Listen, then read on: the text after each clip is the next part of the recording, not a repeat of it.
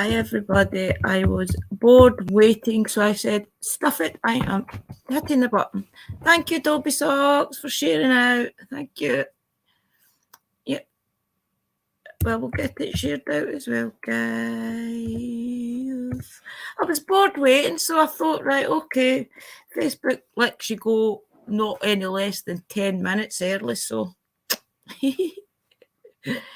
I'm pretty tired, guys. I'll try my hardest not to fall asleep, okay? Welcome, everybody. Who have we all got? Let's see. We have our Thinking of Others. Welcome. Thank you. Thanking for always sharing out and mentioning us. We have Stephen Malcolm. Welcome, Stephen, from Essex. Nice to see you again. We have our Dobby Socks, as always, our best sister on the planet. Welcome, everybody. I wanted to read you out some tales about Edinburgh, some old ones that we all know, and some spooky ones, and some that I didn't know. So I've got 6 tales to read out, and if that goes well, but I'll read 3, then I'll do the spooky one. Welcome, Michelle. Congratulations again on your engagement. So I'll read 3 out, I'll do the spooky one, and then I'll read the other 3 tales. So we should have a good little...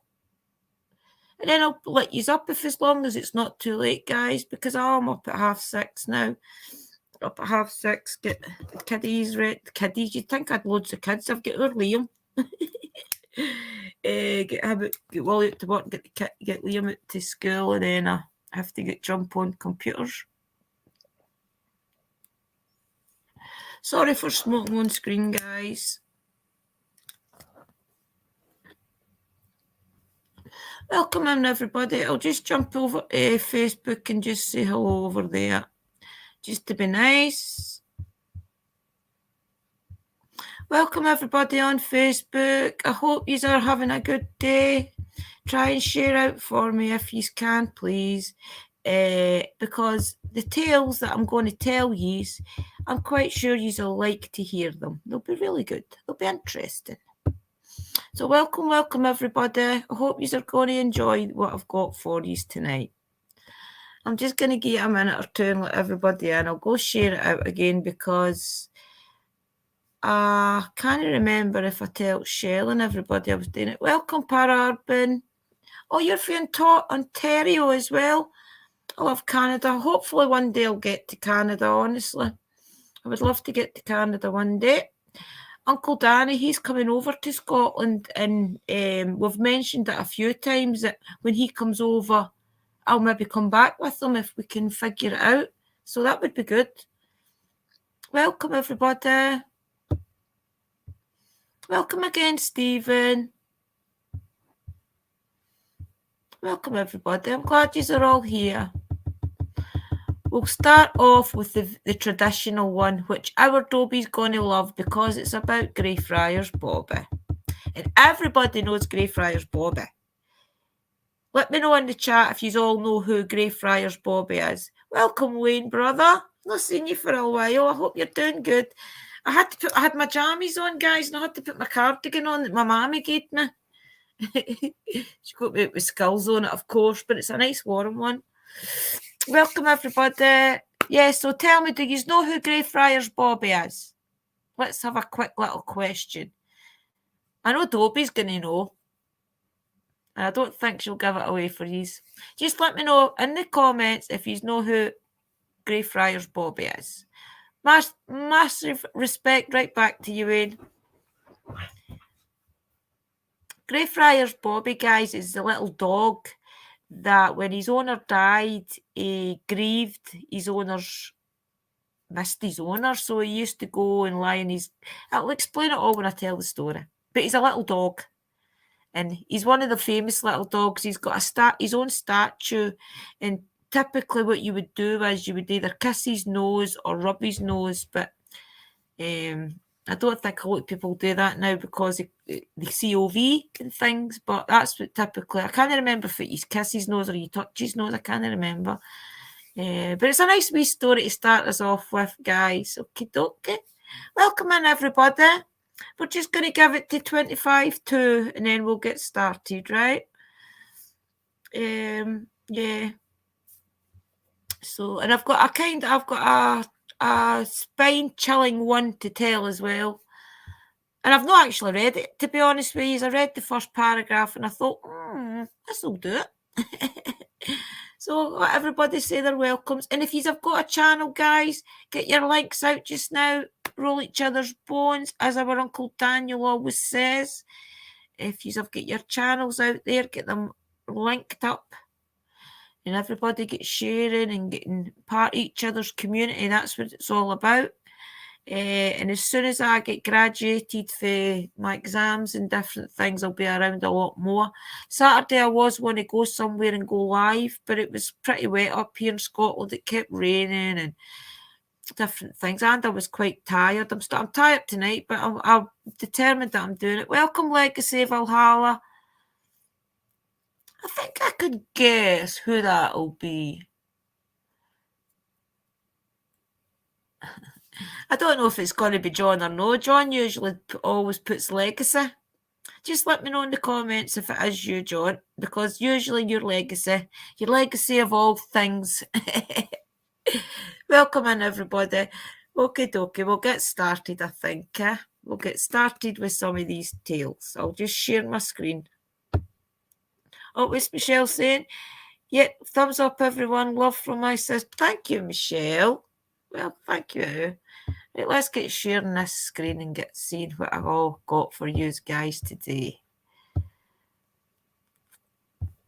Let me see what I've got for these. I don't know whether to just start. I'll start with of course, I've got to start with Greyfriars Bobby, guys, right? Right, okay, Greyfriars Bobby. Let's start with one of Edinburgh's most well-known and beloved tales, Greyfriars Bobby, and the story of our loyal Skye Terrier. Back in 1850, a gardener named John Grey arrived in Edinburgh with his wife and son. Not wanting to enter the workhouse, he joined the police force instead and took up patrol companion Bobby the Skye Terrier.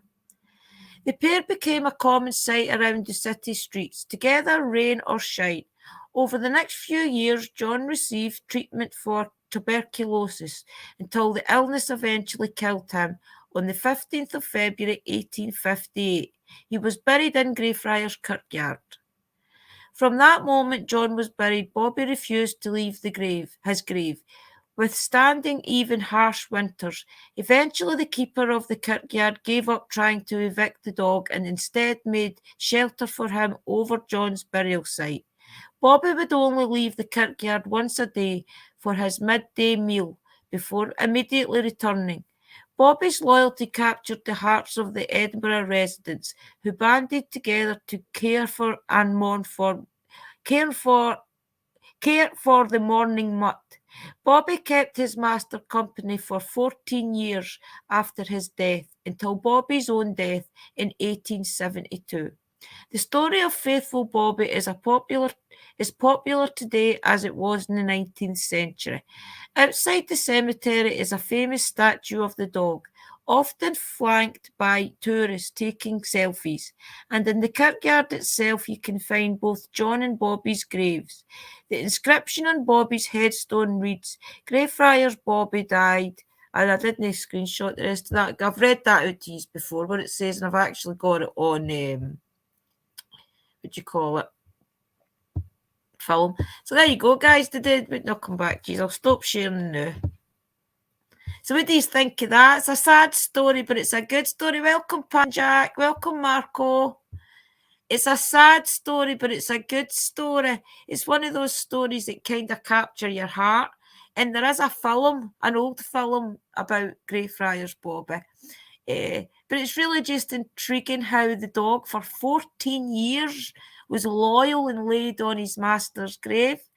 And if you go to I might even link it in this description in this video, one of my Greyfriars videos, if you've ever watched my channel, I read the plaque out for you. I show you the monument. In fact, I think my YouTube channel's me at Bobby's Monument. Can't remember. But I do read it out. I read it out for Dobie because Dobie loves the story. So yeah, I read it out. It's just as you walk in Greyfriars, it's right in front of you. And the rumours are that Bobby isn't actually buried with his master. He's buried just outside the graveyard, to be honest with you. But the plaques and things, welcome Shrimp Shack, welcome again, thinking of others. The plaque kind of makes it out as if he's buried beside him, but I don't think he is. So it's a really good story. It's a sad story, but it's a good story, right? Right, okay, we'll go to story 2.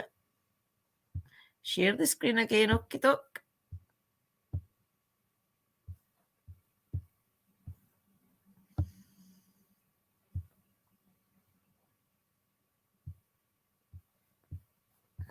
Wait till we get the pictures up. Right. Half-hanged Maggie. Maggie Dixon was an 18th century fish hawker whose husband left her in 1723, causing her to move south to the borderlands, where she worked as the innkeeper. After beginning an affair with the innkeeper's son, Maggie soon discovered she was pregnant. She knew that this would result in her immediate dismissal, so Maggie attempted to conceal the pregnancy. The baby was born prematurely and died in just a few days, and Maggie hid the body on the bank of the River Tweed. But the same day the baby was discovered and traced back to Maggie. She was tried under the Concealment of Pregnancy Act and sentenced to execution in Edinburgh's Grassmarket in September 1724. After her hanging having been pronounced dead, Maggie's body was bound for Musselburgh for burial. However, the journey was halted when the driver heard a banging from inside the coffin. The lid was lifted and Maggie was discovered alive. For many, this was seen as a sign from God. Maggie was a free woman and able to live for another 40 years, acquiring the nickname Half-Hanged Maggie. You can discover more about Hang-Havoc Maggie at the Edinburgh Dungeon if you're feeling brave. That's just a wee quirky one I thought I would include, guys, but I've heard that story before. Has any of you ever heard? Oh, I've one like that. I don't know why my screen's so wee, guys. Has any of you heard of that story before? Because I've never heard of that one. I thought that was quite a good one to share, to be honest with you. Right, okay, on to the next one. I don't know too much about that one to share. Rowling's magical inspiration. This one was quite good. One of Edinburgh's most recent stories is its most magical. We all know the name Harry Potter and the incredible stories of Hogwarts, spells, dark wizards, and fascinating creatures that go with it. Well, it was in Edinburgh that J.K. Rowling first began to put her whimsical world to paper. Look out for the Elephant House tea room, just along from the Grassmarket, where Rowling pondered her stories over coffee and cake. You'll be able to spot it from the sign in the window and the queue out the door. It's also said that Edinburgh's old town streets were the inspiration for the enchanted Diagon Alley. And to be sure to look out for Thomas Riddle's grave in Greyfriars Kirkyard. Rowling's choice for Lord Voldemort's true name. There are hundreds of other stories behind these 6 hidden in Edinburgh whimsical streets, like the Great Fire of 1824, or the tale of Sawney the Bairn, Scotland's most infamous carnival, where unbelievable stories. That's because that's the end of them. But I knew that. But what I included this one for, guys, was because see when I go back to Greyfriars, I'll show you just why it is the inspiration for Diagon Alley. Because if any of you have ever been to Edinburgh, you can see just how the streets are situated, that it's obviously been for where she got her inspiration. So on to number 4, I do believe. Deacon Brodie. I think a lot of you will know this story as well. Deacon Brodie was a 16th century cabinet maker, Edinburgh City Council and Deacon of the Trades Guild, named the Incorporation of the Rights. Why is he still talked about? Because of his secret life as a burglar. Brodie was a highly respected man in his day, socialising with gentry and famous figures like the poet Robert Burns and the painter Sir Henry Raeburn. But by night he indulged in thievery, both to fund his gambling habit and simply for the thrill. When a planned raid on the excise office failed, Brodie's downfall began. He was put on trial in 1788 and was eventually hanged on October the 1st before a crowd of 40,000 witnesses.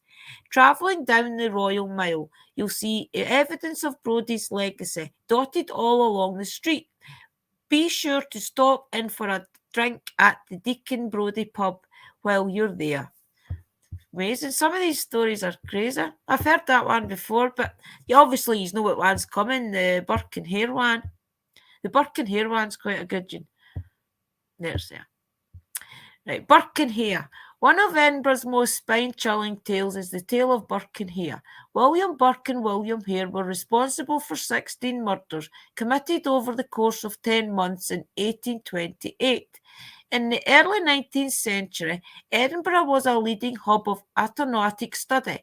As a consequence, grave robbing was common as people could fetch hefty sums for bodies which could be dissected by doctors.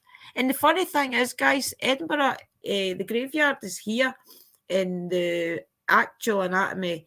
Both Edinburgh and Glasgow, actually, is right next to it. So who knows if they planned it like that? Where was I? Sorry, guys. Bodies which could be dissected by doctors. Burke and Hare began the criminal streak by turning in the body of one of Hare's lodgers, but soon moved on to killing living people in order to hand over their bodies to Dr. Robert Knox for reward money. When suspicions against the men rose, Hare saved himself by turning in evidence against his partner. Burke was found guilty of murder and sentenced to death. His skeleton can be still found on display at the Anatomical Museum of Edinburgh Medical School. What's more, if you pay a visit to Surgeons' Hall Museum, just south of South Bridge, you can see his death mask too. I didn't know that there's actually some of their stuff still left. That's weird, isn't it? That you can actually go to the museum and see their stuff. The Lord of the Lost Locks. Did you know that Edinburgh used to be home to two great lochs? It's impossible to imagine today, but there was once a time when two of the city's most popular green spaces were huge bodies of water. The North Loch and South Loch, or North Loch and Burke Loch, as they were known then, dominated the city and were used by residents for very important purposes. In the early 17th century, Norloch lay what is Northwest Princess Street Gardens. And Burke Loch could be found where the meadows now reside. Burke Loch supplied much of the city's drinking water, whilst North Loch was used for important defence means, as well provided the city's waste disposal. It was in 1621 that Edinburgh received its first piped water supply from Caniston, after which plans were put in place to have the marshy loch lands transformed into usable of leisure. Some clues of the park's past remain hidden in the city's local names. However, such as Bowerman Muir, which means the land south of the Borough Loch.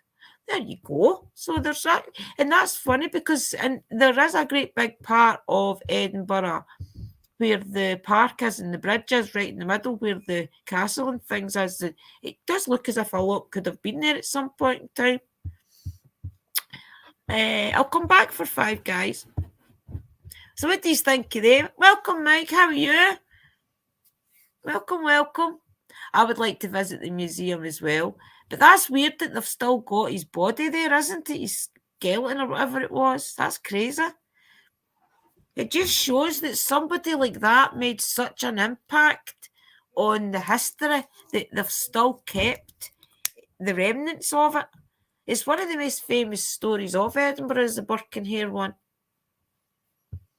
The truly spine-chilling one is quite good. I'll read that one next. I hope you're good, Mike. I'm looking forward to your next live stream. I've missed a few of them, but I have been watching back.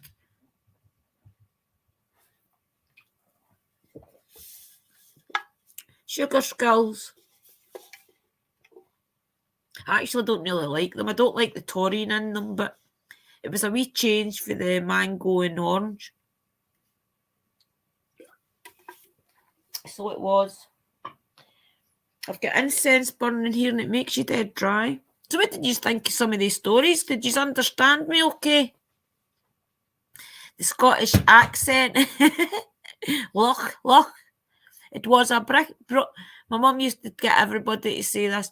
It's a braw brick moonlight night to night. It means it's a braw bright moonlight night tonight. It's a braw brick moonlight night to night. Welcome, Susan.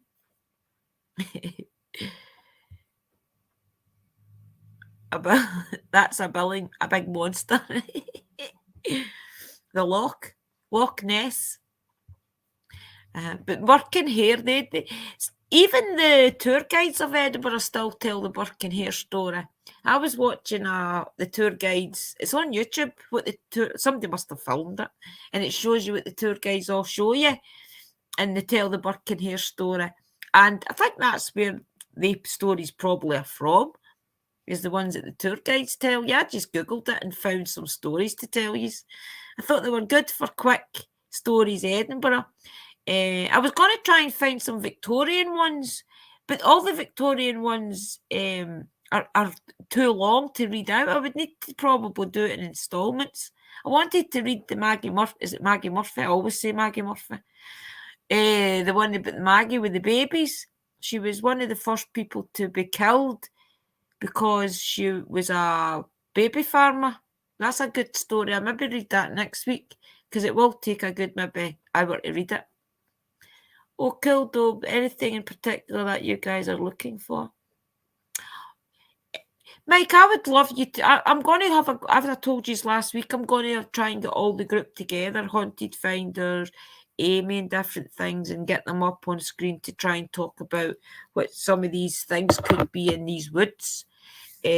So I'm hoping Mike will come up, but it's just going to be timing, guys. Me talking to them and trying getting. It's hard enough to try and get them up for interviews because a lot of these guys work. The time difference and things as well, but it's not impossible. It's definitely not impossible. Welcome, Panjack. Right, okay, guys. What I'll do is I will read the other story, the truly spine-chilling one. Okay, let's see how spine-chilling this is. Share screen. Okay. Share.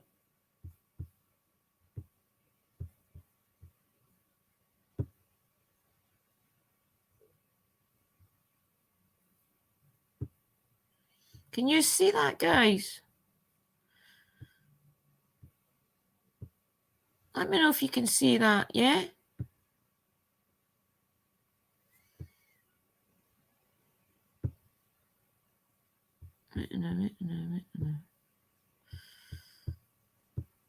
Can you see that okay? I never know whether you can see my actual screen.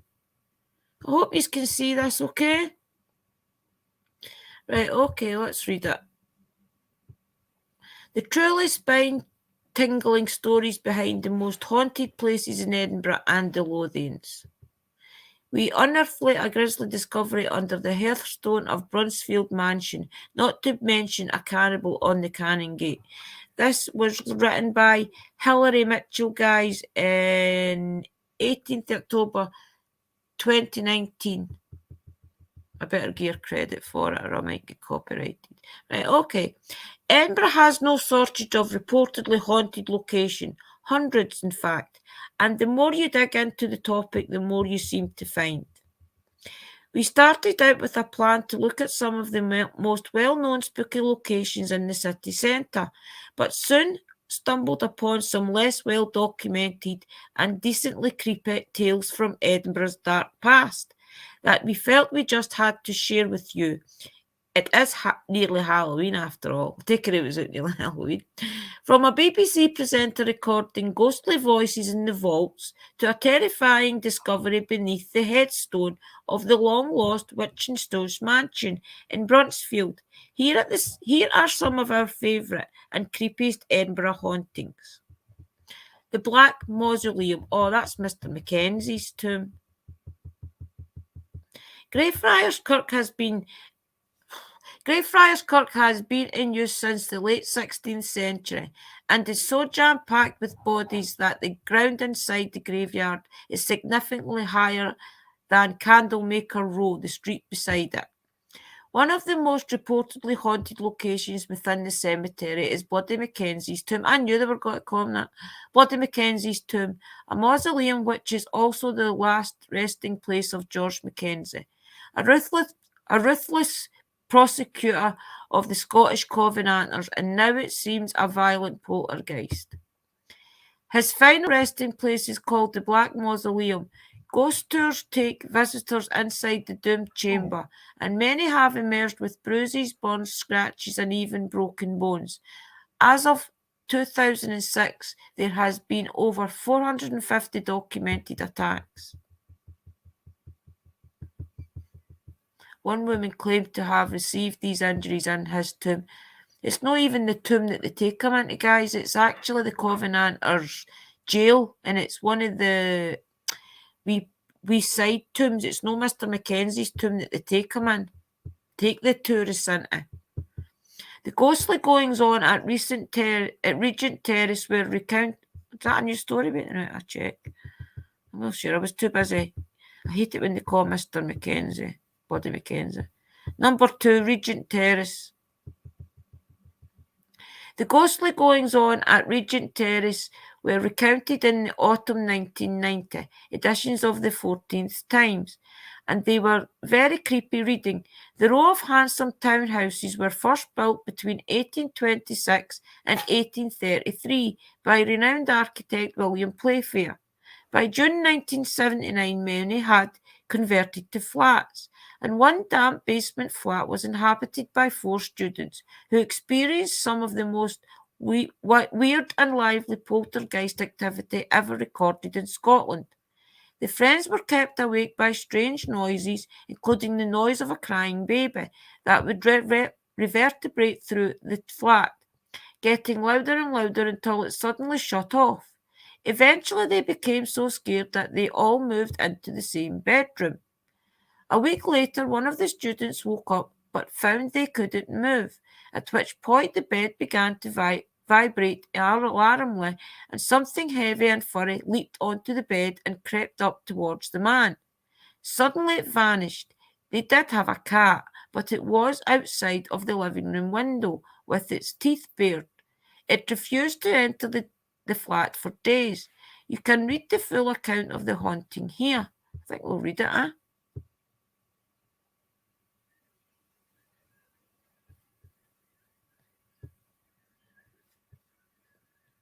Can you still see this, guys? I'm going to come back just so you can tell me if you can see all this, right? Did you see all that? Can you see that when I go back to it? Welcome, everybody. Just let me know if you can see it when I share that screen. I wouldn't like to be sitting reading it and you can't see it, guys. Let me know if you can see it, please.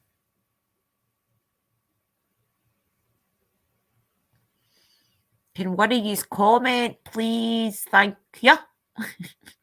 It's just so I know whether you can see the screen. I wouldn't like to be sharing it and I'm just reading away to myself. Right, okay, we'll read this then. I assume you can see it. Right, the ghost of 25 Regent Terrace. Regent Terrace is a Georgian block of buildings in the new town not far from Edinburgh's Fairy Hill, Calton Hill, and between London Road and Holyrood. What? I think Wally was trying to tell me you could see it. Right, okay. Holyrood Park. In 1979, number 25A was subject to a fairly classical poltergeist infestation which, unlike the Mackenzie poltergeist, does not seem to have persisted. Haunting.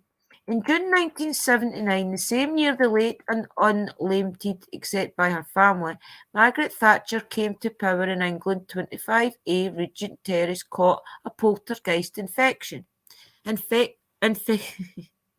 Described in 14 times 55, autumn 1990, by Bill Gibbons, who was also a member of the 1996 expedition to the Congo in search of the rumoured dinosaur survival known as Mokele Makimba. Coincidentally, I moved into Edinburgh the year his article appeared. Just a bit of facts, I think. In June 1979, Bill had been discharged from the army on medical grounds and was sharing 25 Regent Terrace with three friends. At that time, the streets were not very different from what they were in the 19th century and earlier. The flat was a reasonable condition for Edinburgh students' accommodation at that time. A dingy basement flat with bars on all the windows, rising damp on the walls and creaky floorboards. Many had worse. It would have been comfortable with two people living there, but not four. Bill immediately noted the cold atmosphere and an atmosphere of gloom in the place, and when left alone in the flat, he had the sense of another presence. In the kitchen, he started to fill a kettle to make tea when a voice close to his ear barked, "Yes." After jumping and finding no one was there, he searched the flat for practical jokers and found only the cat under the sink with claws drawn and hackles raised. The voice could have been an auditory hallucination, but the feline reaction suggested a genuine presence. A week later, he told a flatmate about the voice. The flatmate called down the kitchen to ask his girlfriend to put the kettle on for tea, and a voice, not that of the girlfriend, answered yes. When they reached the kitchen, they found it empty. Soon after, the front door opened and the girlfriend walked in.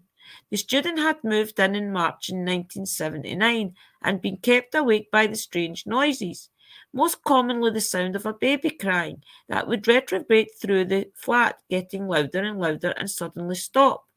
Sometimes there would be the sound of heavy breathing, and objects would vanish and reappear in odd places. Some people attributed the sort of vanishing to pixies and recommended asking them politely to give the missing items back. In one case, a watch vanished from beside the bedside table and reappeared 2 days later in a biscuit tin kept in the pantry. After a while, all the beds in the house were moved into our one room.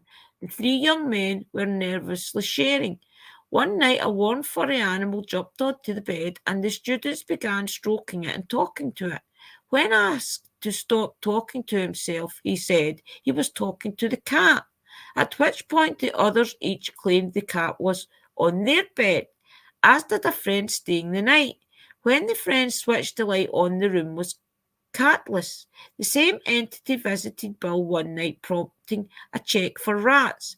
A week later, one of the others woke about 5 a.m. and found themselves unable to move, at which point the bed began to vibrate alarmingly, and something heavy and furry leaped onto the bed and crept up towards the man.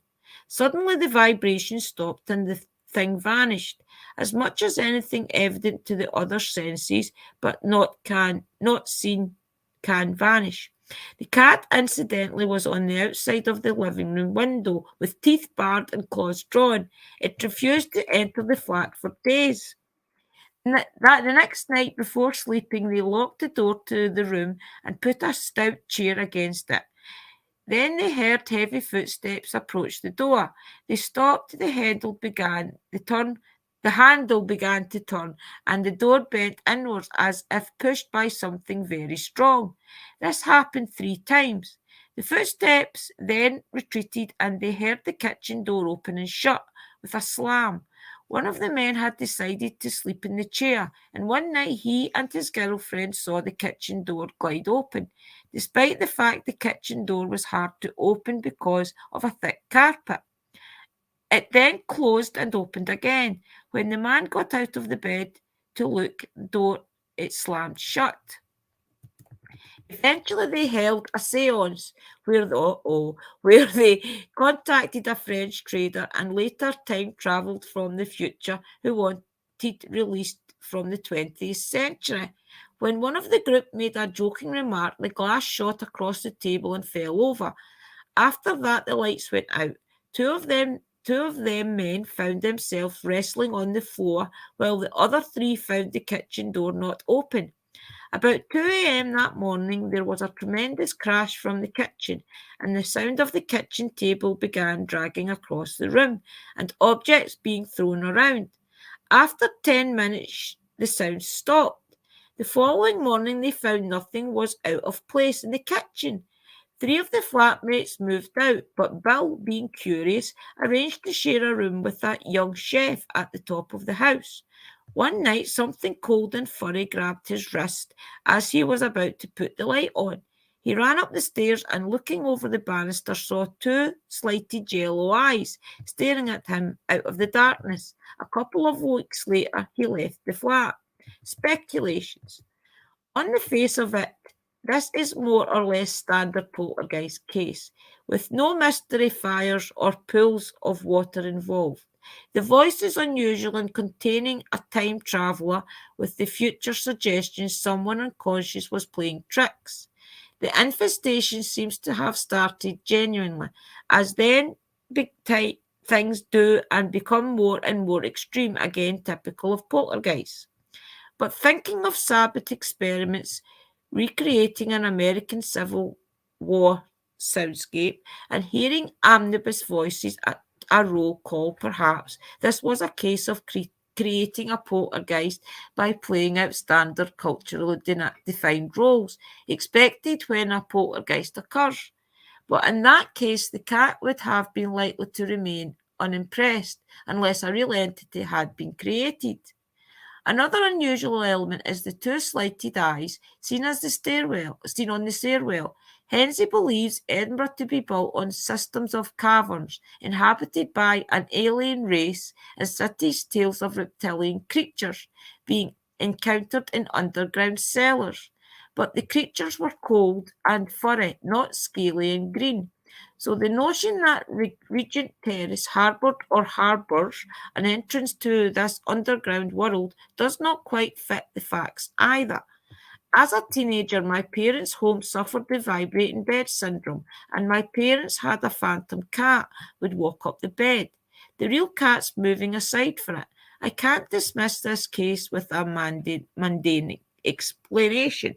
The rap. Like the Mackenzie poltergeist, this case defies easy explanation. After all the time, no explanation is likely to be found, but the events may shed light on other cases. In the spirit of speculation, perhaps a member of the tribe of extraterrestrial werewolves, vegetarians since Bill survived, decided to play pranks on the group and projected the voices. I suspect the truth if it is ever found to be stranger than that.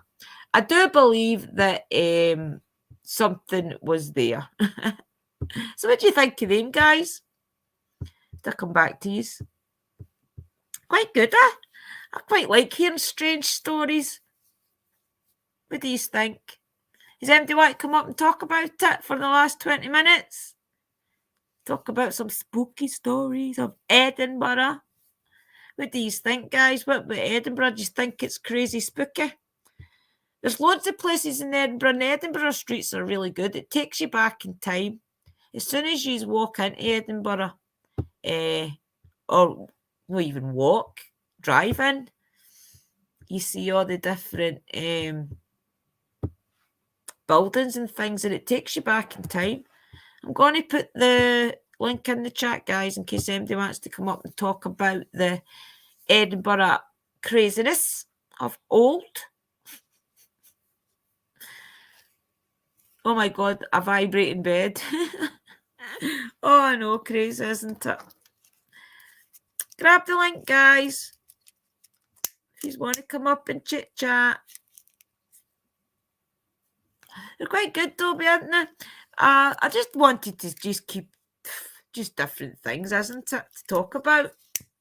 I don't want to put too much into interviews and things right now because of all the studying and things I'm doing. So quick lives like this just keeps me in touch with you. But they're good and they're strange. Especially that one. I'll read it another couple. I'll go live every couple of days and read you a couple. I might do Glasgow next. There's about to be a couple of strange stories about Glasgow. Oh, we have Michelle. Hey, Michelle. Sis, how are you? Your hair looks beautiful. What did we get there with you? I think you've Your hair, got YouTube still open. my what, honey? You'll need to mute YouTube or it's going to echo. Oh, it's an echo. I'll be right back, okay, honey? Okay, Thank you. yeah, they're interesting. I just like telling stories. Usually the stories that I read and things I forget, so reading them out loud, I remember them better. Usually, even when I'm studying, I read out loud because I don't take it in if I don't read out loud. So I like it when nobody's in the house. People will think I'm silly. That's why I was going to read the big blue book. I was going to read the big blue book of witchcraft and put it on my broomsticks and pentagrams because I take things in better if I read it out loud. And I thought, well, if I'm going to read it out loud, why not record it? And then other people would maybe get the benefit of me reading it because it gives you little bits in between sections so that you can do little like revisions if you like, and then that way you know that you've read it, you've understood it, and therefore you can process it to use it. Welcome, sis. So how's the plans coming along for the engagement? You having a party? Oh, you've no sound. You've no sound. Keep StreamYards open, but close YouTube. Dundee, yes, Stephen, I might do Dundee. Dundee should be interesting because that's another old. Welcome, Phoenix, sis. Hope you're good. How are you? Have you stopped being so sore? Are you still sore? Hope you're okay, sis. And sometimes operations can take ages to get past. I know it's hard. Just stick in there. You'll be okay. Yeah, she got engaged. She told us on the last live she was getting engaged, and then she put it up on Facebook. I think it was at the weekend, saying that was her engaged. So I hope you all enjoyed the stories, guys. I'll just keep doing quick lives for an hour here and there, just telling you some things, keeping you updated. But I have another week. Right now. Another week, and I should be actually working. And that way I'll have more time on my hands. I'll not be studying and things. Thank you, thinking of others. Yes, because it's my new computer. It's a lot better. It's far better. Does anybody else want to pop up? Inverness, Stephen, yeah. I'll definitely start doing more towns. There's lots more in Edinburgh as well. Newcastle too. Because Newcastle's on our borders almost. There's a lot of Newcastle history as well to do with Scotland. I'll try and find more crazy stories. I wanted to get the traditional ones out the road with Greyfriars Bobby and things like that. So next time we do them, we'll get a little bit more crazy. There's loads of ones. I would like to read out the one with the baby farming. We'll keep that. Welcome, Colin. We'll keep that until one night where I can actually have more time to read it. Can Michelle not? Can you not get on, Michelle? Okay, can you hear me now? I can hear you now. There you go. I think you must have wanted your computer instead of just YouTube. Oh, I only have my cell phone. Your cookie. My cell phone acts up. I have to postpone the wedding. The wedding, but we're gonna get engaged. But he didn't get the apartment. We didn't get the apartment, so we gotta wait a while. I know. I've been crying. Back. It'll happen. I've been crying about it. You know. It's just one of these setbacks. Maybe this wasn't for you then. Maybe the next. Maybe if you took this, then that would maybe not be you maybe wouldn't be as happy. And I need health care. So We'll talk Right. privately about it. We'll Yeah, talk not a privately problem. about it, okay, sis? What you saying, Phoenix? Oh, Phoenix, what did you say? You've got, what do we see what our Phoenix sis is saying? Surgery went well, just healing now, but it's coming along now. Physiotherapy starts now. I know, sis, that's it. But hopefully, once you get that all out the road, you'll be back on your feet and you'll be and get some confidence and come up with us. Yeah. Yeah, come Come up on with up. us and all of a chit chat. I would love all you sisters and girlies to come up and let's discuss and chit chat. Yeah, Keep it'd be fun. manifesting, Michelle. There you go. Dobie's got some advice for you. She Uh-huh. said, keep manifesting, Michelle. It will happen when the time, blessed be. And that's true. Thank you.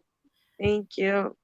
Yeah, I'll do the Highlands as well, Stephen. I might even share the Loch Ness story again. I know a lot of people know the Loch Ness story, but because Dakota is one of the people that actually captured the famous footage, I don't know if a lot of you know that or know Dakota was actually came to Scotland when he was a boy. I don't know how age he was, maybe about 10 or something, I don't know.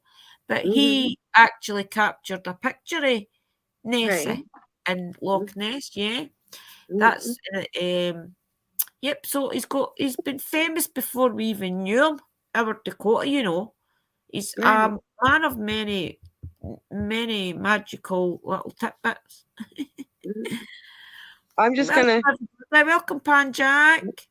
Yeah, I'm then just gonna Pan mute Jack's my got mic. advice for you as well. I mean my Please, camera. please keep the faith. I'm just like very down. So I'm just gonna like on camera. Yeah, I know. You'll be okay, sis. I know. These wee things are sent to try us, aren't they? Welcome, Sharon. Hope you're okay. Oh, I love your hair. Your hair looks beautiful. This is a different colour this time. This one, I always usually do jade. Is that teal? It's electric blue. Oh, I love it. I love it. I really love it on you, honey. I usually do jade, but I fancied a wee change. I love that. It looks beautiful on you. Thank you. How long does it last in your hair, honey? Roughly about 6 washes. Maybe it starts to fade, but I've usually put the other half on it then. So maybe about don't know. It looks really, really good. But it's quite good. This one, it does stay in a lot. It fades really, really quick, but it does stay in for a while. But it does fade a lot. Thank you, good Shan. I'm glad you're good, missus. Well, guys, all I wanted to do was keep in touch with you and read you those stories. Just keep in contact with you and let you know what's happening. So still another week of studying and exams to do and passing this hopefully by Monday, and then that's so we can start actually getting on the phones and getting some actual clients and things. So everybody, thank you for coming. I'm sorry it's not a long one tonight. I'm just so tired. Thank you for coming up with me, sis. Oh, no problem. I love hanging out with you. Just keep your chin up, okay? Sometimes these things are sent to try us, and then you wish you maybe think, "Oh, I'm sad just now," but maybe in a year's time you'll be sitting in your dream home. Right, honey. You'll be happy that you didn't take the one that you didn't get. I know sometimes it's hard to see it that way when you're going through it, right enough, but he's got to find an apartment first. I think that I slam dunked myself too fast into marriage. You'll be fine. Thinking about it. Privately, okay? Yeah, honey. Right, okay. Right, everybody, thank you for coming. And I will see you all soon. I will see you on Thursday. I have a few people wanting an interview. I can't remember who I actually got to come up. I'm sure it was Ghost Ramblers. Natalie's coming up on Thursday, guys. Ghost Ramblers. I'm sure she confirmed it. But if she didn't, we'll find something to do, okay? Anyway, if not, we'll be talking to Natalie from Ghost Ramblers on Thursday night at 9:30. Okay. Right, okay, everybody. I will catch you in the next tune and have a good day and have a good evening wherever you are. You too. Okay, blessed be everybody. Bye-bye. Catch you in the next